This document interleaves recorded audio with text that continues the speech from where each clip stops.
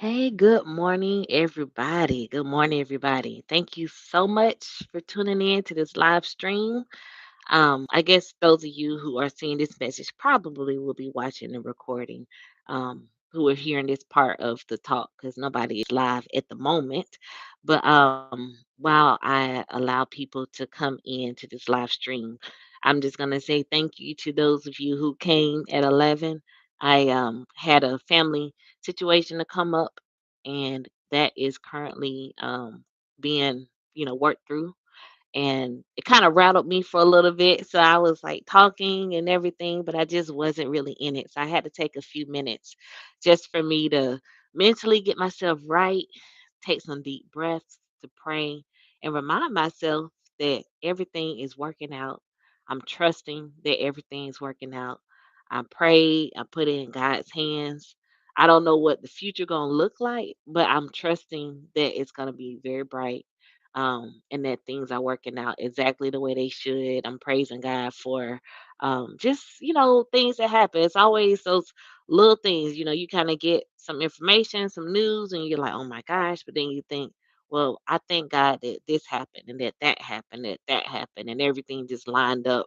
So thank you to all of you who were with me earlier, who tuned back in now at 11:30 a.m. Eastern Time, because I am ready to talk to y'all about this principle of Kwanzaa. Today, I think this is the fifth day of Kwanzaa, and the principle for today is Nia. And looking at my handy dandy official Kwanzaa website that I say I don't know who determined that it was the official Kwanzaa website. It looks like it's been around for a few years and maybe hasn't been updated, but it still has the Kwanzaa principles on there. So it lays them out in a way that I can understand and that I hope that I can talk to y'all about today. So today's Kwanzaa principle is Nia, as I mentioned before. And what we have been doing is going through each of the Kwanzaa principles one day at a time and talking about them in the context of heirs property. And so what we've been doing is reading the principle for each day. I talk to you about what it means according to this official Kwanzaa website. And then I go through it from the context of heirs property and what it means to me based on my understanding of the principle and based on my knowledge and experience working with families who have inherited heirs property. So if you don't know who I am attorney Veronica McClendon. I'm the owner and CEO of McClendon Law and Consulting located in Macon, Georgia. My law firm helps families from all over the country to deal with their Georgia heirs property specifically, but I also work with families and just provide general information for families who are dealing with heirs property. Even if their state is not, even if their property is not located in the state of Georgia, I'm still here to share insight, to share my experience, to talk with you about what I've seen with other families in case it's helpful for your own. I always want to make sure people know that this is not supposed to be considered legal advice. Please do not listen to anything I say and then just go home and start applying it. You really need to make sure that whatever you do, that you talk with a lawyer who's licensed in your home state and who is familiar with the facts of your particular situation so that they can advise you on how to approach things based on the laws of your state and what's going on with the specific facts of your situation. I do invite you all to put questions and comments in the chat to let me know that you're here. Say, what's up, Veronica? This is so and so. I got family property in Georgia, or I got family property in Idaho, or I got family property in New Jersey. And it could be rural land, like farmland, or it can be a house, whatever it is that you own as a family. Let me know in the chat. Don't give me details, but just let me know, hey, so and so, I'm here tuning in and got some family property. If you got any fun stories to share or anything that any experiences that you've had with heirs property that you want to share with everyone, put it in the chat. Good morning. Thank you so much for letting me know that you are here. Thank you for tuning in live for this live stream where we are talking about the principle of Nia. So, going into that, I'm going to read this principle. Nia means purpose, and all of these words, from my understanding is that these are Swahili words, and that Nia means purpose. And remember that the Kwanzaa principles are being addressed to people of African descent, but I'm not one to say that this does not apply to anyone, I mean to everyone, but specifically when we say, and it says our and things like that, it's referring to people of African descent. And my understanding of the celebration of Kwanzaa is that the goal is to remind people of African descent of their shared cultural identity, shared cultural heritage. No, everybody who is of African descent is not the same, but there's an attempt in this holiday to say, hey, you may not know your history of your particular family history, but we're going to do our best here to create a shared cultural identity so that there can be a sense of vision and purpose. So again, NIA stands for purpose. And it says to make our collective vocation the building and developing of our community. I keep reading it wrong. So it says to make our collective vocation the building and development of our community in order to restore our people to their traditional greatness.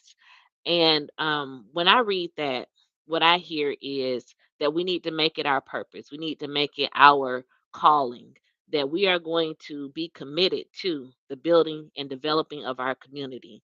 And the goal of that is to restore our people to their traditional greatness.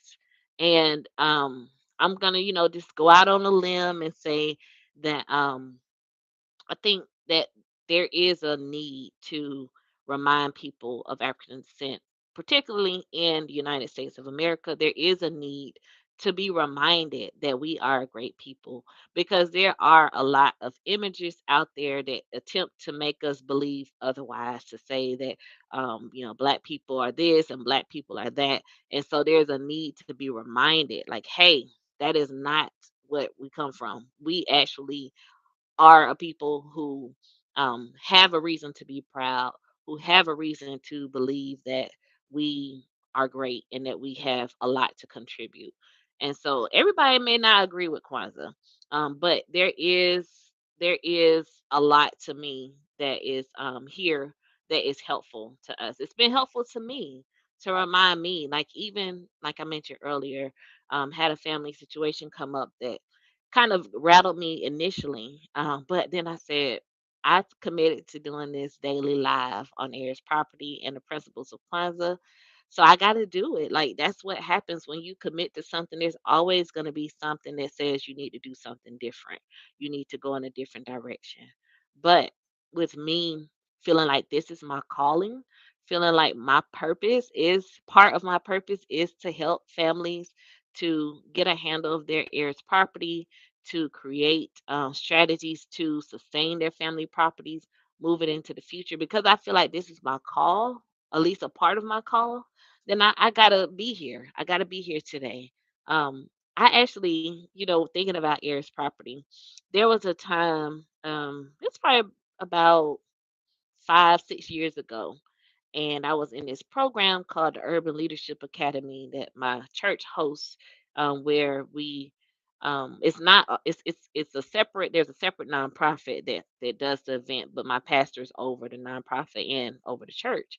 And so with this Urban Leadership Academy, we would have sessions every month, and we talk about different things related to our calling and what we feel our what we're supposed to be working on, and things like building our businesses, getting our messaging out there. It's a very good introduction to being a business owner for just people who are involved in the community.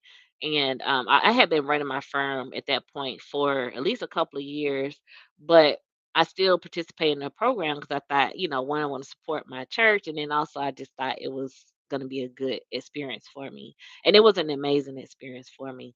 But one of the coaches, she kind of took me under her wing, and we did some private coaching for a while, and she asked me to think about my purpose, and I was just like, I don't know, like I don't know what my purpose is, and I was thinking and thinking and thinking, and finally she was like, the way I hear you talk about helping Black families to retain their heirs property, like, you don't think that's your purpose? And I was like, I didn't think that that was like a legitimate purpose. Like, I don't know why. Like I just was like, I don't really see that as a purpose. And she was like, I think it's in line with your purpose. And of course, like I'm here to help any families who's wanting to retain their family property. You don't have to be black. I'm here to help all folks who are in that category who want to do that. But it's like a particular thing when it comes to black landowners because we have had such a history of black land loss in this country. And so I do feel that I have been called to help families to retain their family land because there's something in it to me. There's something in retaining your family land that I don't even know the full explanation of, like, why is that important? But I do believe that it's something that I've been called to do. So I'm doing it. I'm here. I'm committed to the cause to helping families to retain their family land, to get clear ownership of their heirs' property, to create sustainable structures to maintain that property moving into the future, and to use it as a way, use that family property as a way to generate wealth for your family. So, current people living now, future generations as well. That's what I'm here to help families to do with their heirs' property. Um, it's really with heirs property. There's people who fall in all different areas of the spectrum. Some people are like, hey, we got to retain this family property at all costs. And some people are like, hey, let's just go ahead and sell it because we none of us want to move back. Let's just let this land be something that we benefit from in a way of we sell it and we get the money from it. So everybody's gonna be in a different camp. And for a while, I was like, well, I just do heirs property. It doesn't really matter where the person falls. And ultimately, like if you want to sell your family land, then I'm not going to be the one to stop you. And I will probably help your family through that process. I do have some clients now where we're helping them through that process. But I also want to help create a vision for, how you can use the land. Because sometimes people want to sell it because they just don't have a vision for it. They are like, this has been a burden for me all my life. So why would my family continue to go through this?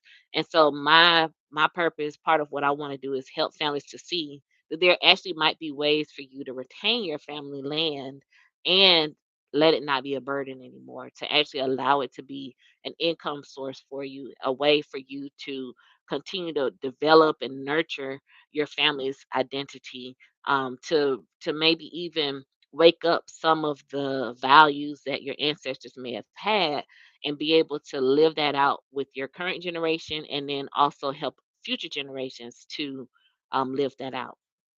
So I see I have a few questions, and so I will address those questions in a moment. But I also see that I had someone where they said land is freedom, is choices, wealth, future growth, connection with the earth, testimony, like all of the above. That is so true. Like land offers so much of that. And I think that it's easy for us to take it for granted, particularly for those of us who live in the United States. We have our homes and we kind of have created, and not just the United States, but just in a lot of places where land is not necessarily essential for survival. You more so see, well, land is always essential for survival because how we're gonna grow our food. But day to day, we may not see that connection to land as being essential. It's like I got a place to live. I can go to the grocery store to get my food. Like I don't really need land. But I also believe that as we move into the future, we're going to start seeing a little bit more why land is so important. And I don't want people saying, man, I wish I had held on that family land because it would be nice right now to be able to go see some grass. Because, like we don't have that value for nature and being connected to the earth as much as people did in the past, or maybe people in other parts of the world may still have that connection, or even in the United States, like farmers they see it. They see it more than like the average person who doesn't farm, how important the actual land is to our just well-being, even as human beings. But it does offer, like owning your own land, it offers so much promise and possibility. Yes, it's gonna be hard work, but it also provides you with so many opportunities if you have the awareness of what's possible. And so I just want people to, like, more people to think about it.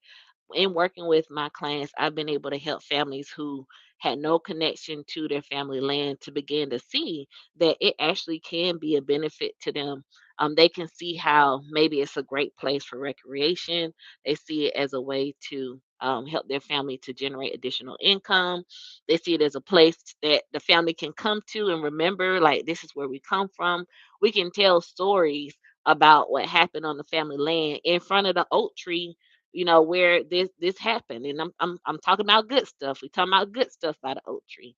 I know that we have some bad things that happened in the past with stuff like that, but like just using that as like something that has endured. Like I went to this place in I think it was in Charleston, and if you've been to Charleston, you probably know about it. It's like this 400-year-old tree or something like that. It's like so old that they have to like prop it up with these little stakes to like keep the branches from falling and things like that. And it's just like, man, that tree is so old. Like, imagine how much that tree has seen in on that particular land, being there so long. And so to have your own family land where you have these landmarks, you have the pond, you have the old trees, or you can that back in the forest, this is where we used to hunt and we used to fish down there at the pond, and this is where the family house used to be. Like all of that stuff, it just there's something that I can't even put my finger on, but I do believe that there's something about having something that reminds you of where you come from, where your ancestors come from, that adds to the value and the quality of your life. That's just me rambling, but I do believe that. And so I think for a lot of families, their land is a part of their purpose, like them preserving their family land. You may have that family historian who they don't know why they always wanted to document the family history, but it's something they felt drawn to do. Or that person who is like, I'm gonna farm this land. My grandparents farmed it, and I feel like I need to continue the legacy of farming. I need to create a place where, or continue to provide a place where we know that we can get healthy, fresh foods, fruits and vegetables, whatever it might be, where we can raise meat that we know is not going to be filled with antibiotics and chemicals and all this stuff. Like we can actually be in control of a food source, or we can be in control of resources like timber, where we can grow trees on our property, and then we can ensure that there are resources available for building additional homes or making clothes or whatever it is that's needed. You can actually, that might be somebody's purpose. Like I do believe there are people who are called to be stewards of the land, who are people who they just don't know why, but they just feel this need to fight for the land because they know that we're gonna need a place to grow some food in the future.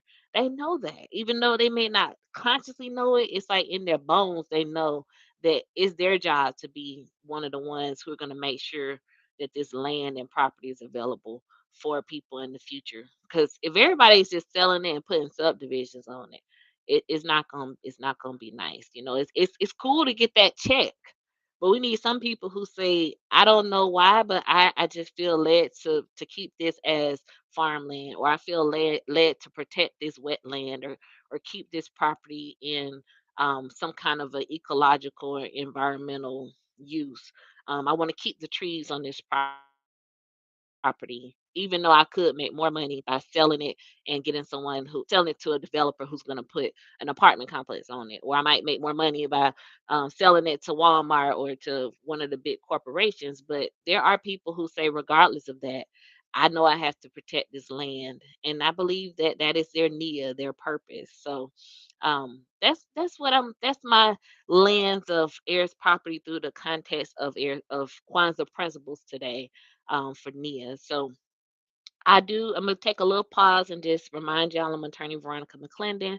I'm the owner and CEO of McClendon Law and Consulting, located in Macon, Georgia. And we help families with heirs property. We also help with estate planning so that we can preserve your legacy, protect your legacy into the future, so that there will be some family property to speak of in the future.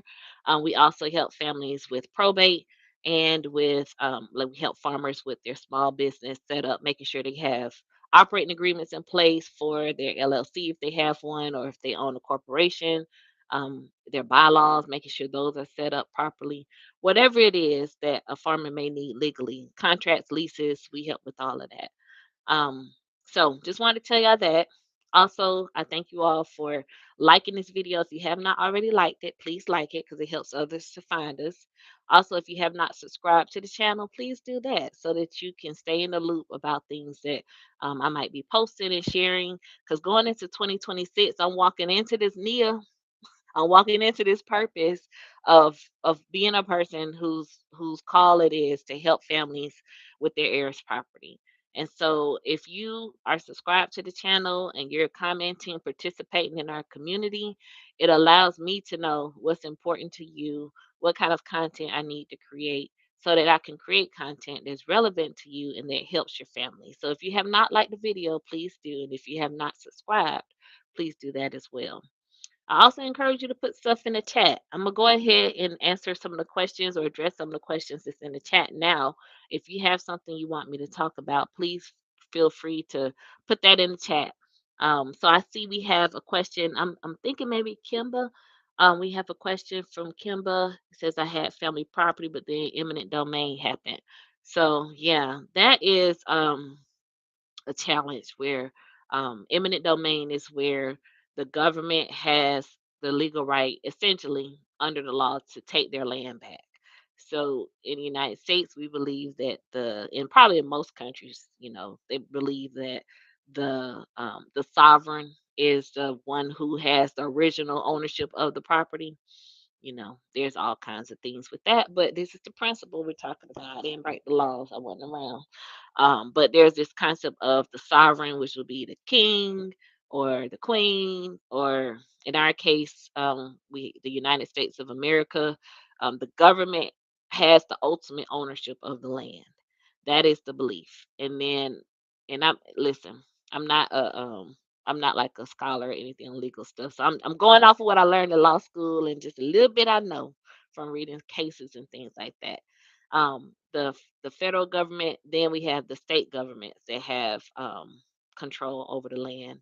And maybe this is where my con law is a little rusty. If the states have control over the land or the federal government, either way, the government. We're just gonna say the government, big G. We're just gonna say government. Um, Not big. Anyway, y'all, we going on tangents in my head, but I'm trying to stay on track for y'all. But the government has ultimate ownership of the land, and that they are able to sell rights to the people or otherwise convey rights to the land to the people. But the concept behind eminent domain is that if the government has a public reason for getting their land back, then they can take it back. I can't remember if it's public use or public purpose.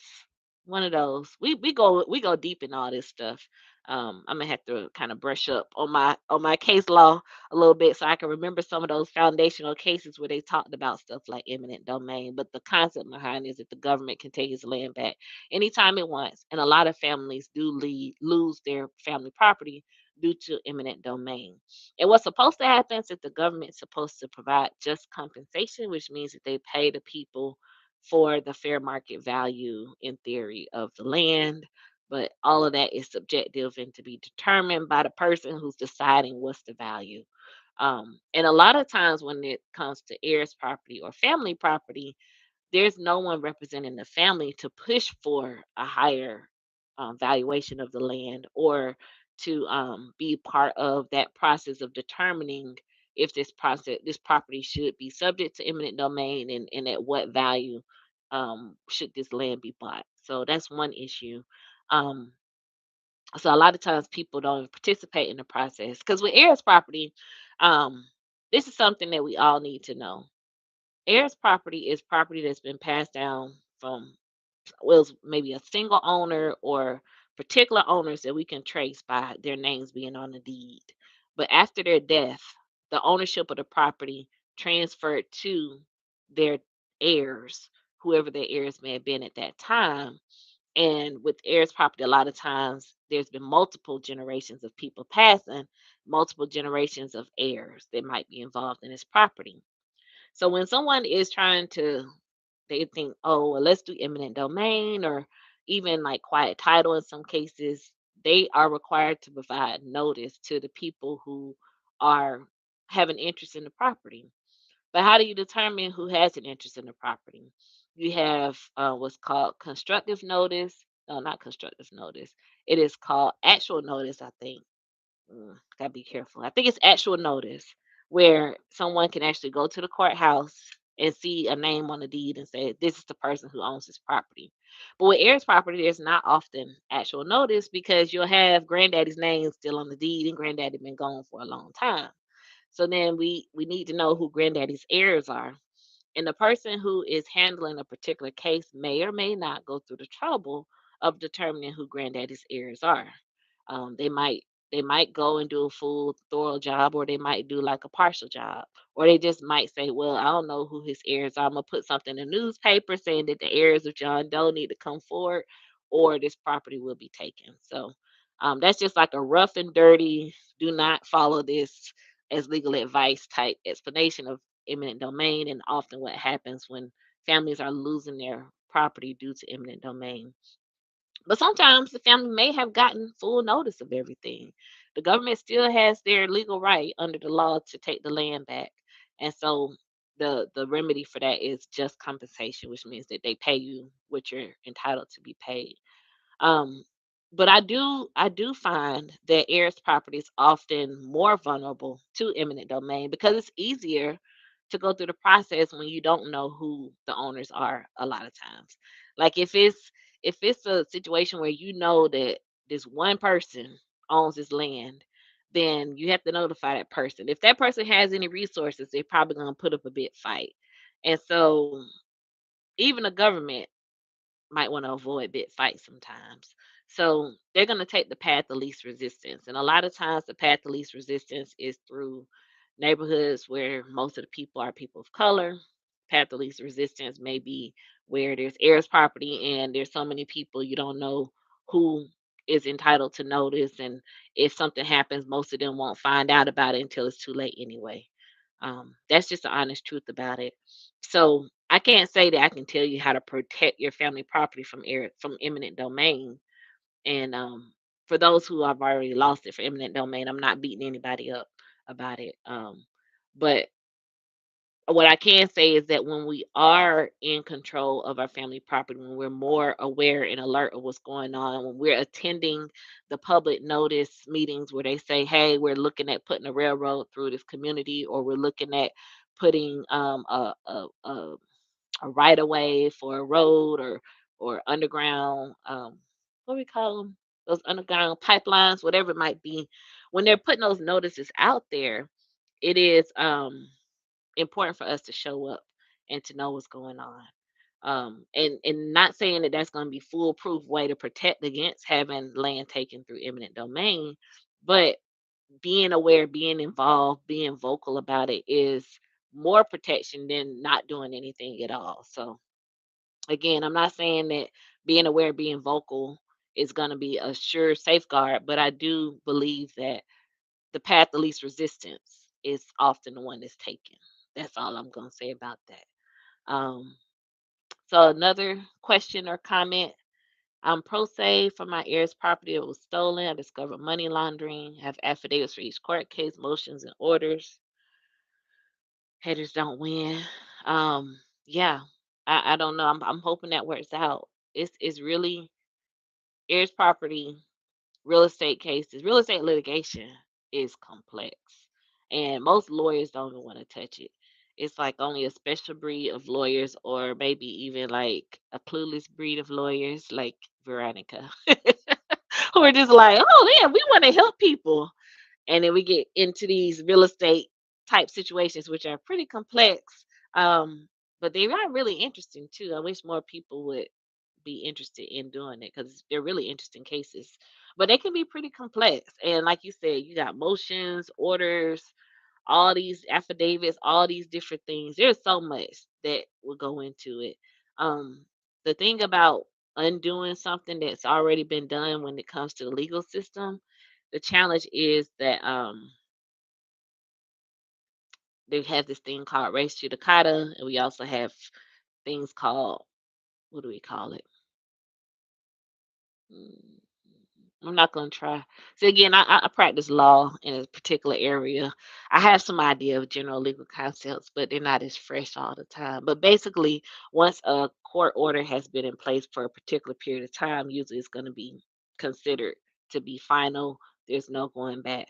Now, what that particular time is, it depends on a whole lot of stuff, like if everybody got their right to notice, or if people tried to do something about it, but maybe some procedural error stopped them from being able to do it. Things like that can kind of help people to undo things, but undoing something that was already done in the courts is is really tough. It's going if it can be done, it's going to cost a lot of money, a lot of headache, a lot of stress and strain. But if that is your nia, if you feel called to fight the fight, then hey, you got to go with what you feel called to do. So I think anybody who wants to deal with these family property cases or heirs property or any kind of real estate situations, I just take my hat off to you for wanting to answer that call, because it's not easy and it's not straightforward. But if you keep your eye on the prize, then maybe that future goal that you're working toward um, can be vindicated in the future. So um, yeah, I hope that my goal is always to encourage my clients to do what is going to be best for them and their families, um, in terms of how hard they fight, how far they go. Because for some people, they're stressing themselves out, they're getting sick, they're spending so much time and energy in trying to fight something that was done wrong. And I have to ask, like, is that really what you want to do? Sometimes, and I'm not saying this is the case in anybody who's on here, I'm not saying this is the case in your family, but sometimes you just gotta, what they say you gotta know when to hold them, you gotta know when to fold them, you gotta know when to walk away, or something like that. Some kind of poker reference. I don't know it too well, but I gotta get it because I actually like the way that sounds. I'm gonna have to like get it, but um, sometimes it's just not worth it, and so you gotta decide what's gonna be best for your health and your peace of mind. And sometimes it's just like I'll take that lesson learned and I'm gonna apply it in another situation. So you just have to know what's best for you. But I thank you all for tuning in for this Kwanzaa edition of my Heirs Property Talks. Um, I have one more comment in there, so I'm going to address this. I have a huge family. I'm the only one paying the property taxes on our grandparents' properties. Do I have any recourse? What I always tell people in that situation is to keep good records of the contributions that you are making. Everybody who has inherited an interest in heirs property, it there's a specific number. Sometimes we know what that number is, sometimes we don't. But if you, whatever your number is, whether you own 1/4 of an interest or you own 1/10 of an interest, or if it's 1/752nd of an interest, which I think I have dealt with before. I could be getting that number wrong, but it was a very, very small fraction. Whatever your fraction is, you are responsible for that share of the expenses, the taxes, the obligations. Um, and then also, if there's money that comes into the property, you are entitled to receive your share of that income. If you pay more than your fair share, then you do have, in the state of Georgia now, this could be different in other states. In the state of Georgia, you have the right to pursue an accounting and contribution, where basically you're asking the court to make the calculations to see what everybody owns, what they're entitled to, and then to determine whether someone has paid more than their fair share. If you've paid more than your fair share legally, you have a right to be reimbursed for what you pay above and beyond what you were required to pay. In some cases, the court is able to work things out so that if there is land ownership, your or property ownership, your fraction of interest, which may have been 10% to begin with, but let's say that you paid 75% of the taxes and expenses.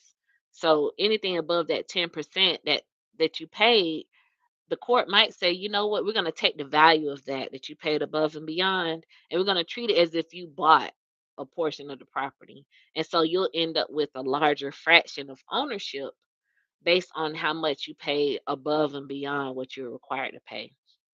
And in some cases, it might end up being that you bought the whole property and the court say you walk away with it all. But that's not going to be like you just walk into the courthouse and say, "Hey, I did this and I'm done. Now give me my money or give me my additional share of ownership." It's going to be a process with lots of notices and people involved and lawyers and all kinds of things, different experts that need to come in to decide how things should go. But there is a way in that event. Um, you also, like, if the property were sold, you might be able to attach a lien to it probably before the property sold. You might have to attach that lien again, depending on where you're located, to say I paid more than my fair share. This is how much I paid, and so before this property sold, I need to be reimbursed for the amount that I paid above what I was required to pay. And so that could be something that if the property was sold in the future, then your lien, as long as it's considered to be valid and you maintain it in the way that it's supposed to be done legally. 'Cause there's a process to put a lien on a property. You have to go through a whole process. And if you end up going through that process and being successful, then you might be reimbursed if the property was sold before anybody gets a distribution of the sales proceeds.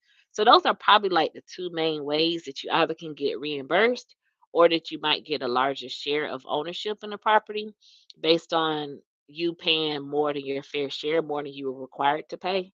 But there is a legal process that you have to go through to prove that. And sometimes that could be more costly than it is to get reimbursed. So, a lot of times, unfortunately, when it comes to heirs property, you have people in the family who pay more than their fair share. And they do that because that's the only way to keep the property from being sold. And sometimes families say they get to the point where I'm tired of doing this and I'm just going to let the property go up for a tax sale. Um, and we want to try to avoid getting to that point. So there's a way you can enforce things through the courts, but then also some families will say, "Hey, we're going to do the right thing, and we're going to create a family agreement that this is how we're going to make sure that so and so gets reimbursed for everything that they put above and beyond what they were required to." And this is how we're going to make sure that the property is cared for moving forward financially. So it's best if you can work with your family to work out a family solution, but if you can't work out a family solution, sometimes you have to go to court and enforce your rights that way. But the thing that I have to say with all of this is that there's no surefire way for one. And for two, um, it's often, even once you find the way, it's gonna be a long path. And these are the types of things that me as an heirs property attorney, I wish that I could say I know exactly how to solve this problem, but I don't. A lot of these things are problems that they're just problems that we still got to work through. Um, and I'm part of groups with other attorneys who work on these cases, and we're constantly brainstorming, trying to come up with legal solutions, and also working with our policy partners, people who are working in Congress or maybe in the in their government, state governments, to change policies, to change laws that would, or to enact policies and change laws, create laws that would support families who own heirs property. But a lot of times we just don't know the way forward. So we just do the best we can. So that's one reason why I started doing these heirs property talks. Um, because I don't know how I add the most value to families who own heirs property. Sometimes families come to me and it's just too expensive to hire me to clean it up because the problem is so deep. And I don't know the answer to that. So I just started doing these Aries property talks so that me talking about it maybe can help spark some ideas. You might ask a question that I researched and get the answer to, and it helps. Whatever it is, I just felt led to open up the dialogue and see what happens from there. Because I do believe that when people come together and put their heads together, start talking about stuff, then solutions come. Maybe even me rambling about this and going on and on. Maybe some legislator will just tune in to this live cast and say, "Huh, I could come up with a legal solution to that. I could come up with, I could propose a law that would solve that. Maybe that's why I'm doing these talks. I don't know. But I do appreciate y'all for being here and engaging in the chat, asking me questions, um, liking this video. If you haven't liked already, please like it. If you haven't subscribed, please subscribe, so we can keep this conversation going. The more people are engaging with me on this stuff, the more I'm gonna talk. Cause I mean, like, why wouldn't I come on here and talk to y'all if y'all gonna talk back to me? So, I see a question in chat says, "Do all siblings need to sign a disclaimer of property inheritance document?" Yeah, I mean that is a very specific question because, for example, um, if we're in probate here in the state of Georgia, again, remember I'm in the state of Georgia. Um, Oh, I'm so glad. Thank you so much. I don't know who everybody is behind the usernames. You don't have to reveal yourself, but I do appreciate when people let me know that I was helpful to them, um, in whatever context we were able to work with you. Um, but someone asked, should they have a disclaimer of have people sign a disclaimer of property or inheritance? That's something I would say you could definitely need to talk to a lawyer who's licensed in your state who can help you with this. Someone who is well versed in real estate law and probate law, particularly. Because here in Georgia, disclaimers only, well, I won't say only, but I'm familiar with disclaimers coming up in the context of a probate court case. So when it comes to helping a family who maybe their parent has died or their grandparent has died, it's like closer generations. We might open an estate for them, and people who don't want to have part of the property, they can sign a disclaimer to say we don't want any interest in that property. But there are very specific requirements. Y'all give me a second. My battery is low. Let me just plug this up really quick. I was trying to do it with my foot. I was trying to turn it on with my foot, but it wasn't working. So I just gotta reach down and do it. But they'll be in the midst of a probate case, and the family members who are like don't want anything to do with it, they might be able to sign a disclaimer. But there are requirements like that disclaimer should be filed. I think I can't remember if it's 9 months, within 9 months after the person has died, or within 9 months of the probate estate being open. So oftentimes I will, if somebody is like, hey, I'm the only one in my family who wants the property, the others don't want anything to do with it. In that case, sometimes we will say, go ahead and sign a disclaimer. But if those requirements haven't been met, then we might have to also have them to sign a quit claim deed to say, I'm going to sign my interest over to this family member who wants the property. Um, and sometimes we'll do both of those, and we have to be careful even with a quit claim deed. Sometimes we need to just do a full, like a limited warranty deed, because timing is very critical and wording is very critical. So, to answer the question, should we just have somebody sign a disclaimer of their inheritance? One, I don't know exactly, are you in probate court or are you in superior court or are you not even in court?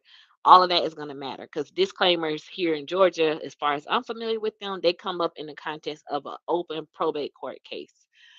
When it comes to other ways that you can say that you don't want the property, usually it's going to be a quit claim deed where someone's signing over the interest in the property to someone else.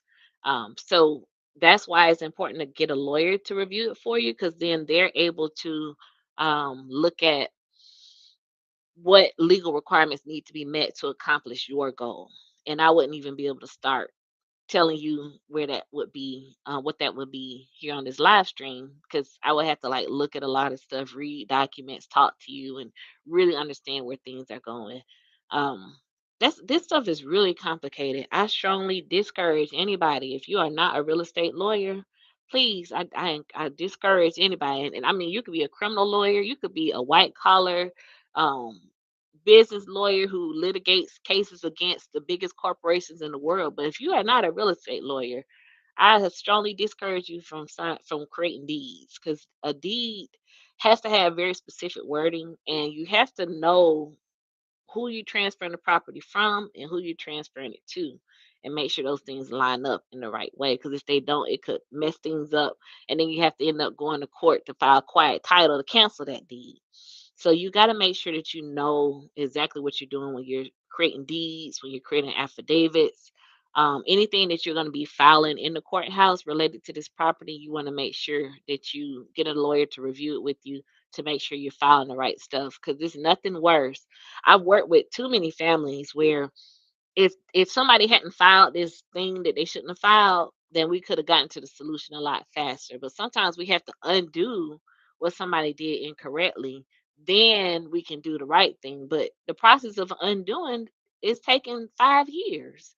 So we don't want to put ourselves in that situation if we can avoid it. So I strongly encourage, if this property has been your family for a while, don't probate their estate before you talk to a lawyer who practices probate cases on a regular basis.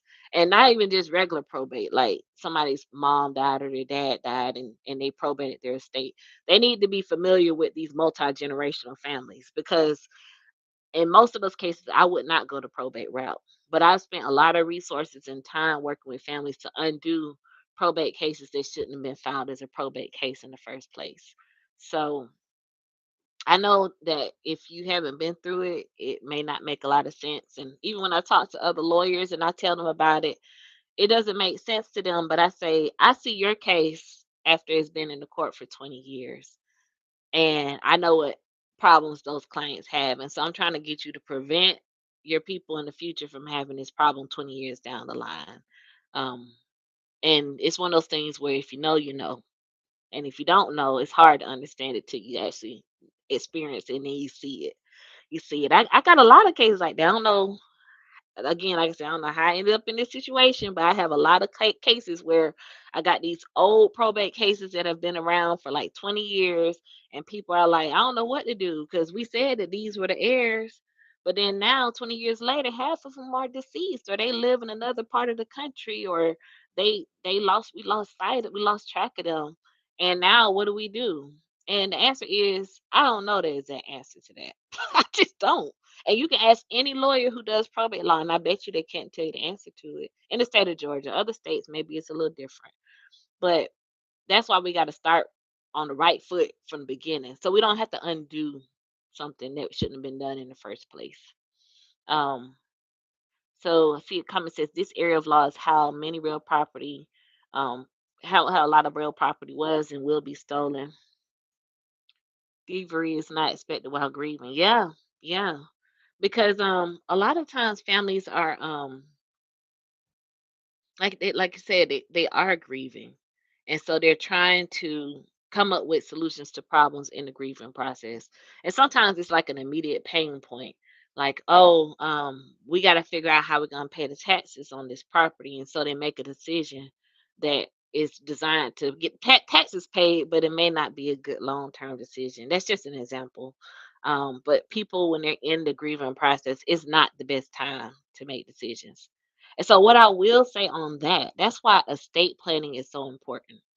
Somebody who's healthy in their right mind, thinking clearly, not under any influence of medications or under the influence of stress or maybe a diagnosis or just being very, very sick from an illness. People who are not in that stress are in a better position to create things like wills and trusts, create estate planning.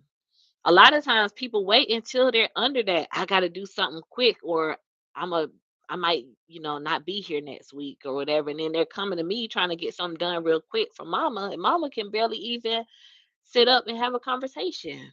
So we have to make sure we make these decisions when we're healthy, when we're in our right minds, because we don't want our family members having to make decisions for us when they're grieving. I mean, there's a lot. Like I personally have experienced a close loved one becoming very sick, and the decisions that had to be made, and you're just like, I just never even knew this was a decision to make. And I do this all the time. I'm a lawyer. I work with families in this situation every day. But when it hit me as my own self having to make a decision, it's hard. And so it helps when that person has already kind of done some of the work. You don't have to guess if they got really sick how they're going to pay for their their nursing home care. You don't have to think about that because they already created an estate plan that was designed to facilitate that. Or a medical decision needs to be made. And who has the legal authority to make this medical decision quick? Well, if they had taken the time to create an advance directive for healthcare, they would name who's going to be responsible for making that medical decision. And the hospital can call that person and say, hey, this decision needs to be made. Can you make this decision?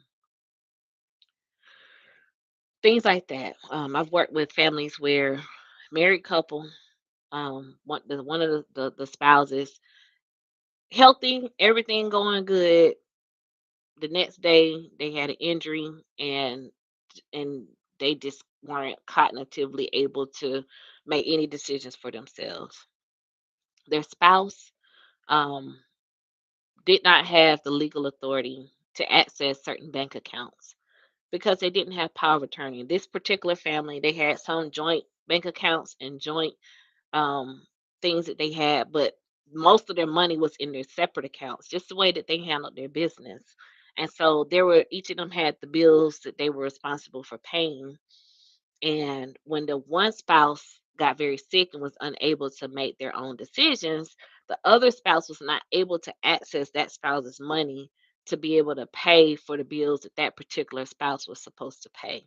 And so in that situation, we were in this urgent rush to try to get a guardianship and a conservatorship so that that spouse would have the legal authority to access their spouse's resources so they can pay the family bills.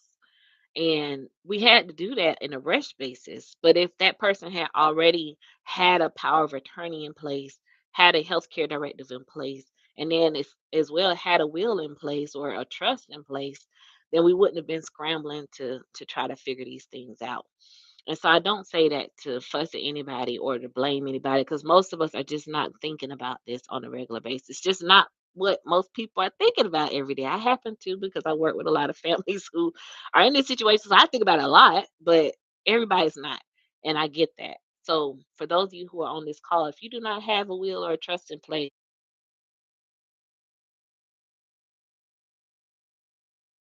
sorry, my phone was calling in the middle of my live stream. But I don't think it was anybody that I had to answer. But um, but yeah, so if you're on here, make sure you get your will done. Make sure you get a trust in place. If you're in the state of Georgia, then feel free to reach out to my firm. We can help you with that.